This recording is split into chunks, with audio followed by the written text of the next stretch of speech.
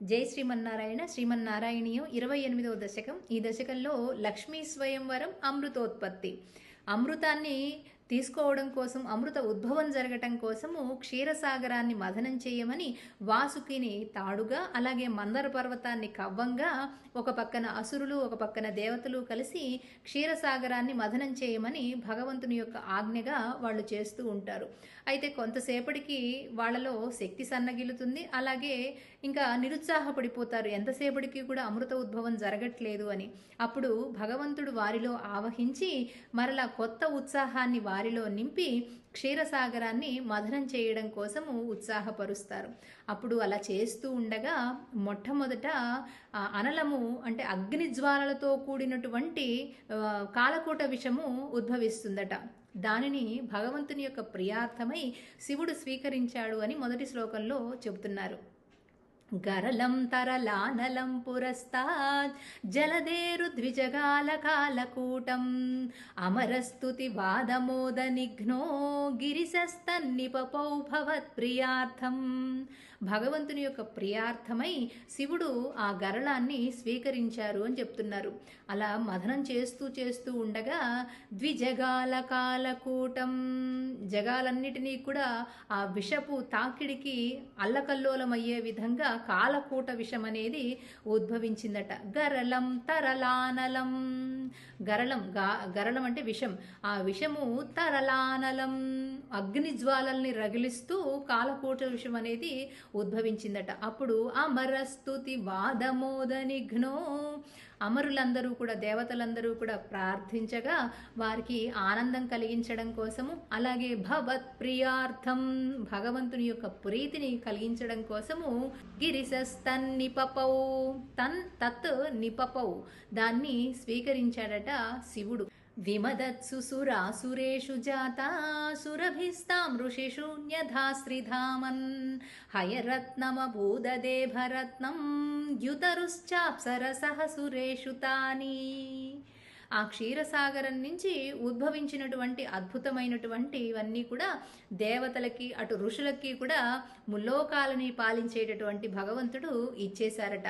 ఏమేమిటి? విమదత్సు, ఆ క్షీరసాగరాన్ని చక్కగా మదత్సు మథనం చేస్తూ ఉన్నప్పుడు, సురాసురేషు సురులు అసురులు కూడా విమదత్సు దాన్ని మథనం చేస్తూ ఉన్నప్పుడు జాత ఉద్భవించిందట. ఏమిటి? సురభిస్తాం ఋషిషు, సురభి కామధేనువు అనేది ఉద్భవించిందట. దానిని తాం ఋషిషు ఋషులకు ఇచ్చారట.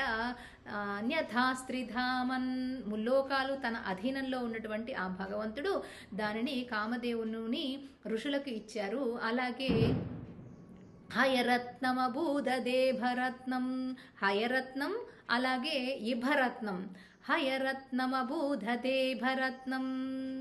హయరత్నం అంటే గుర్రాలలో శ్రేష్టమైనటువంటి ఉచ్చైశ్రవము, అలాగే ఏనుగుల్లో ఇభరత్నం అంటే ఏనుగుల్లో శ్రేష్టమైనటువంటి ఐరావతము, అలాగే ద్యుతరుహు అద్భుతమైనటువంటి కల్పవృక్షము, అలాగే అప్సరసహ అప్సరసలందరూ కూడా అందులోనే ఉద్భవించారట క్షీరసాగరం నుంచి. దానిని సురేషు తాని, వాటిని సురేషు సురులకు ఇచ్చారట భగవంతుడు.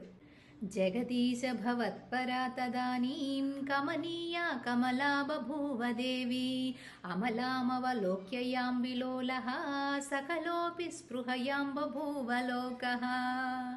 ఆ అద్భుతమైనటువంటి కమనీయ రూపాన్ని చూసేసరికి అందరూ కూడా, లోకంలో ఉన్నటువంటి సమస్తం సూరులు అసురులు అందరూ కూడా మాకిస్తే బాగుండు ఈ అతిలోక సౌందర్యవతిని అని ఆలోచించారట ఆ లక్ష్మీదేవిని. కానీ అమ్మ అసలు వచ్చింది ఎందుకు? జగదీశ, జగత్తుకి ఈశుడైనటువంటి పరిపాలనా దక్షత కలిగినటువంటి హే భగవన్, నిన్నే ఆరాధించుట కోసము, నిన్ను ధ్యానించడం కోసము భవత్పరా తదానీం నీ పరమైనటువంటి మనస్సుతోటి తదానీం అప్పుడు కమనీయ కమలా బభూవ దేవి, కమనీయ రూపం కలిగినటువంటి, అంటే ఎంత చూసినప్పటికీ కూడా తనివి తీరనటువంటి, అందరినీ ఆకర్షించేటటువంటి అద్భుతమైన రూపంతో బభూవ దేవి ఆ లక్ష్మీదేవి భగవంతుని కోసము భగవతి అయినటువంటి ఆ లక్ష్మీదేవి క్షీరసాగరం నుంచి ఉద్భవించిందట. అమలామవలోక్యయాం విలోలహ. ఆ స్వచ్ఛమైనటువంటి శుద్ధమైనటువంటి అంత సౌందర్యాన్ని చూసేసరికి అందరూ కూడా విలోలహ, అందరూ కూడా చూపు తిప్పుకోలేక ఆవిడ పట్ల అందరూ మోహితులైనారట, ఆకర్షింపబడ్డారట. సకలోపి, అక్కడ ఉన్నటువంటి వారందరూ కూడా స్పృహయాం బభూవలోకః, అందరికీ కూడా మాకిస్తే బావుండు అని అనుకున్నారట, పొందాలని భావించారట మనసులో. దత్త హృతే దైవ దేవ్యై త్రిదశేంద్రో మణిపీఠికాం వ్యధారీత్ సకలోపహృతాభిషేచనీయై ఋషయస్తాం శృతిగీర్భిరభ్యసించన్. భగవంతుని యందు మనస్సు నిలిపినటువంటి ఆ లక్ష్మీదేవి అసలు భగవంతుని కోసమే ఉద్భవించింది ఆ క్షీరసాగరం నుంచి. అలా కమనీయ రూపమైనటువంటి ఆ లక్ష్మీదేవి అందరూ కూడా చూస్తూ ఉంటే సమ్మోహితులైపోయినారు. అయినప్పటికీ కూడా భగవంతుని కోసమే ఉద్భవించినటువంటి ఆవిడ త్వయి దత్త హృదే, భగవంతుని యందు హృదయాన్ని నిలిపి భగవంతునికి అర్పణ చేసినటువంటి హృదయంతో తదైవ దేవ్యై ఉద్భవించినటువంటి లక్ష్మీదేవి త్రిదశేంద్రో, ఆ లక్ష్మీదేవికి త్రిదశ ఇంద్ర, ముల్లోకాలని పాలించేటటువంటి ఇంద్రుడు, దేవతలకి అధిపతి అయినటువంటి ఇంద్రుడు మణిపీఠికాం, చక్కగా రత్నసింహాసనాన్ని ఏర్పాటు చేశారట. ఆవిడ దాని మీద ఆసీనురాలై వ్యతారీత్, మణిపీఠిక మీద ఆసీనురాలైనటువంటి ఆవిడ సకలోపహృతాభిషేచనీయై, అందరూ కూడా దివ్యమైనటువంటి జలాల్ని తీసుకురాక వాటి చేత అభిషేకించారట లక్ష్మీదేవిని. అభిషేకించబడినటువంటి లక్ష్మీదేవి ఋషయస్తాం శృతిగీర్భిరభ్యసించన్, ఒక పక్కన ఋషులు వేదమంత్రాలతోటి శ్రీ సూక్తాన్ని వల్లిస్తూ ఉంటే చక్కగా దివ్యమైనటువంటి జలాలతోటి లక్ష్మీదేవిని వారందరూ కూడా, దేవతలందరూ కూడా అభిషేకించారట. అభిషేక జలానుపాత ముగ్ధ త్వదపాంగైరవభూషితాంగవల్లీం మణికుండల పీతచేలహార ప్రముఖై స్వామరాధయోన్వభూషణ్. అమరాదయ అన్వభూషణ్, దేవతలందరూ కూడా లక్ష్మీదేవిని ఆ విధంగా అలంకరించారట. అభిషేక జలానుపాతి ముగ్ధ, అద్భుతమైనటువంటి దివ్య జలాలను తీసుకొని వచ్చి లక్ష్మీదేవిని అభిషేకించాలని దేవతలందరూ కూడా ఆ జలాలతోటి అభిషేకించారట. దానితో పాటు త్వత్ అపాంగైహి అవభూషితాంగవల్లి, భగవంతుని యొక్క కడగంటి చూపులతోటి అమ్మవారు తడిసి ముద్దైపోయిందట, ఇంకా అలంకరించబడిన విధంగా ఉందట, ముగ్ధ మనోహరంగా. అవభూషితాంగవల్లి, తన లత వంటి శరీరంతో దివ్యమంగళ స్వరూపంతో స్వామి యొక్క కడగంటి చూపులతోటి అభిషేకించబడినటువంటి దివ్య జలాలతోటి అద్భుతంగా రమణీయంగా ఉందట. మణికుండల పీత చేలహారం, కుండలములు అంటే చెవికి ధరించేటటువంటి ఆభరణాలు. ఆ మణికుండలాలతోటి, పీతచేలంతోటి, పట్టు వస్త్రాలతోటి, హార ప్రముఖై, కంఠాభరణాలు, దివ్యమైనటువంటి ఆభరణాలతోటి, త్వామరాధయో, దేవతలందరూ కూడా, దేవతా వనితలు లక్ష్మీదేవిని అట్లా అలంకరించారట. త్వామరాధయోన్వభూషణ్, అద్భుతంగా కమనీయమైనటువంటి రమణీయమైనటువంటి లక్ష్మీదేవి స్వరూపము ఆ విధంగా శోభాయమానంగా స్వామివారి దగ్గరికి అమ్మవారు వరమాలని తీసుకొని హంసగమనమున చాలా చాలా శుతిమెత్తగా అలా నడుచుకుంటూ వయ్యారంగా నునుసిగ్గుతోటి వస్తున్నారట. అదే ఇక్కడ ఈ శ్లోకంలో చెప్తున్నారు. వరణస్రజ మాత్త భృంగనాదాం దదతి సా కుచకుంభమందయానా పదసింజిత నూపురత్వాం కలితవ్రీల విలాసమాససాదాం. కలితవ్రీల విలాస ఆససాద, అమ్మవారు చాలా చాలా నునుమెత్తనైనటువంటి తన పాదములతోటి, కమలముల వంటి కమల సదృశ్యమైనటువంటి పాదములతోటి హంసగమనమున స్వామిని వచ్చి చేరిందట తన యొక్క హంసగమనముతోటి. అదే ఇక్కడ వరణస్రజ, తను తీసుకున్నటువంటి వరమాలతోటి ఆత్తభృంగనాదం, అవి మంగళవాద్యం చేస్తున్నట్లుగా సుగంధభరితమైనటువంటి పుష్పాలు కలిగినవేమో వాటి కోసము భ్రమరములు వచ్చి మంగళవాద్యం చేస్తున్నట్లుగా తిరుగుతూ ఉన్నాయిట. దధతీసా కుచకుంభమందయానా, ఎత్తైనటువంటి కుచమండలాలని కలిగి అమ్మవారు చాలా చాలా సొగసుగా వయ్యారంగా హంస నడకతో పదసింజితను పురాత్వాం, పదములకి వేసుకున్నటువంటి నూపురములు, పదసింజితను పురత్వాం, గల్లు గల్లుమని మ్రోగుతూ ఉంటే చాలా చాలా అందంగా నడుచుకుంటూ అమ్మవారు కలిత వ్రీల విలాసమాస సాదా, వయ్యారంగా వరమాలని పట్టుకొని స్వామి వద్దకు చేరిందిట.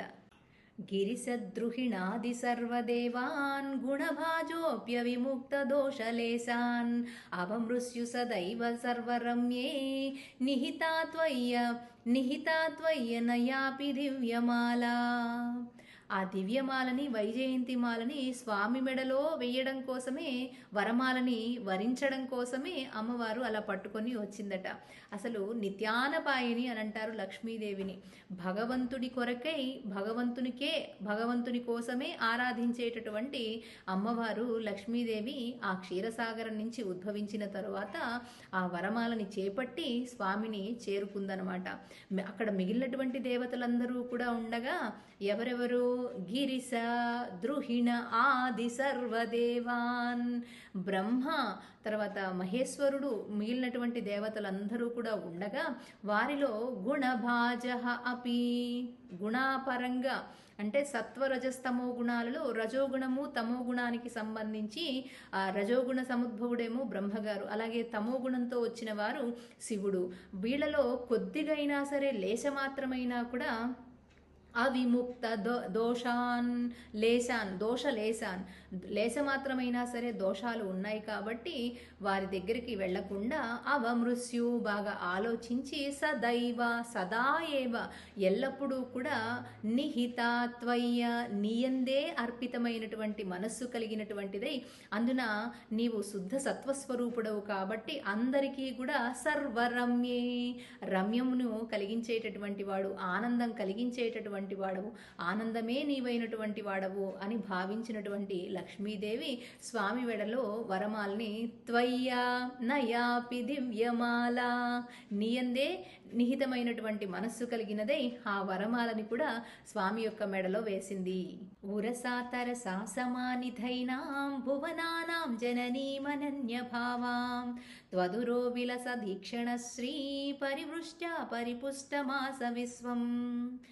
అమ్మవారి యొక్క చూపుల చేత ఈ జగత్తంతా కూడా సుసంపన్నం చేయబడిందట. ఎప్పుడైతే స్వామి కోసం వరమాలను తీసుకొని అమ్మవారు వచ్చిందో ఒక్కసారిగా స్వామి తీసుకొని తన వక్షస్థలం మీద తన ఉరహ్భాగంలో నిలిపారట ఆప్యాయంగా. అలా గౌరవించారు, సన్మానించారు అంటున్నారు నారాయణ భట్టతిరి.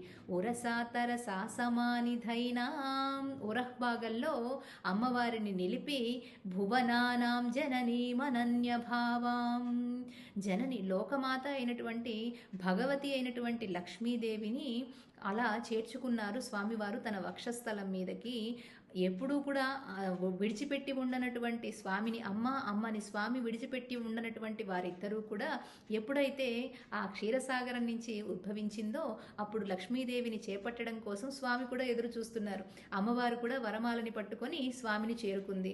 స్వామిని చేరుకోగానే ఎప్పుడూ కూడా అనన్య భావం అంటే ఇతరులని భావించనటువంటి భావన అనమాట. ఎప్పుడూ కూడా స్వామి కొరకే అన్నట్లుగా స్వామినే సేవించేటటువంటి అమ్మవారు జననీమనన్య భావం, అనన్య భావంతో ఉన్నటువంటి అమ్మవారు స్వామిని చేరుకుందట. వెంటనే త్వత్ ఉరో, ఉరహ్భాగంలో స్వామిని అమ్మవారిని నిలిపారట స్వామివారు. విలసత్ తత్ ఈ క్షణ, అలా నిలుపుకున్నటువంటి అమ్మవారు అక్కడ హృదయ భాగంలో విలసిల్లుతూ చక్కగా తన యొక్క ఈక్షణములతోటి, శ్రీహి అంటే సకల సంపదలు ఐశ్వర్యాలు అని అర్థము, ఆ ఐశ్వర్యాలన్నిటినీ కూడా పరివృష్ట్య పరిపుష్టమాస విశ్వం, అమ్మవారి యొక్క ఈక్షణములతోటి సుసంపన్నం చేసిందట. ఈ విశ్వమంతా కూడా సకల ఐశ్వర్యాలు ఉండే విధంగా అనుగ్రహించిందట. అసలు అమ్మవారి పేరే కరుణ దయ. స్వామి మనపై అనుగ్రహం చూపిస్తున్నారు అంటే అమ్మ ఈక్షణములు ఉండబట్టే, అమ్మవారి యొక్క చల్లని చూపులు స్వామి మీద ఉండబట్టే అవి మన మీద పడి అలాగా కరుణను దయని కలిగిస్తున్నాయన్నమాట. ఈ జగత్తు అంతా కూడా సుసంపన్నంగా ఉంది అనంటే వక్షస్థలంలో వెలుగొందేటటువంటి లక్ష్మీదేవి యొక్క అనుగ్రహం. అతిమోహన విభ్రమ తదానీం మదయంతి ఖలు వారుణీ నిరాగాత్ తమసః పదవీమదాస్వమేనా అతి సమ్మాననయా మహాసురేభ్యః. అసురులకి ఆ వారుణీదేవిని ఇచ్చారట భగవంతుడు.